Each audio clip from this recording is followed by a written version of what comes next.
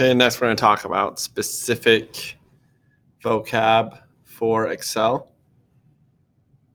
Okay, so we went over the ribbon, the tab, right? The dialog box launcher, the groups. So we know how to access those. Okay. But what's the vocab used on Excel, right? Like how am I supposed to know where I'm supposed to go? So I have what's called columns. Okay, so columns are all these letters, right? Like a column in the Coliseum is standing straight up and down. That's how I always remember it, columns up and down. So the letters are going to be the columns, and then the rows are going to be the numbers. Okay. So rows are left and right, horizontal. Columns are vertical, up and down. Okay. And then another term that you'll hear is active, right? So it'll say make cell so-and-so active. Okay, so in order to make a cell active, I have to click on it. And every single time it'll follow the letter combo and the number combo. So if it wants you to make cell F5 active, I'd go over to F, go down to 5, click on that. Now cell F5 is active.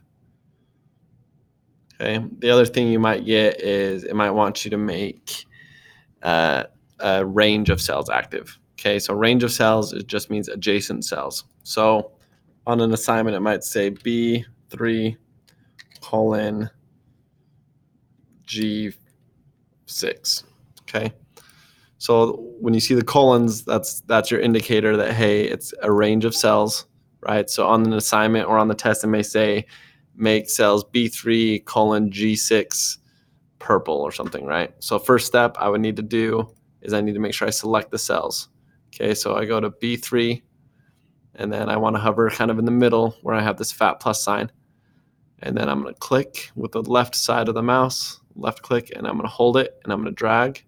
I'm going to go all the way over to G, because I know it's G, and then G6. So if I go down, down, down, I know that this is cell G6, right?